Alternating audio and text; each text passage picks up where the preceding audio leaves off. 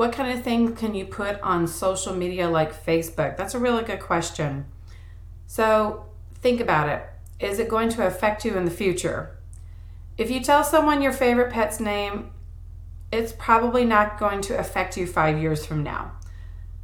But, if your favorite pet's name is your password, maybe you shouldn't put it on Facebook. So it's up to you. You have to think about that.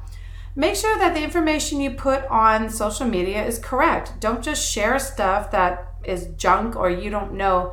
Gosh, I wonder if that's correct or not. Is it reliable? Have you checked to make sure that it's wrong or false information?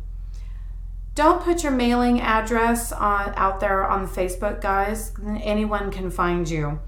Anything that can make a difference, like your school ID, your driver's license number, people can use those bits of information to steal your identity. And identity theft is a big deal these days.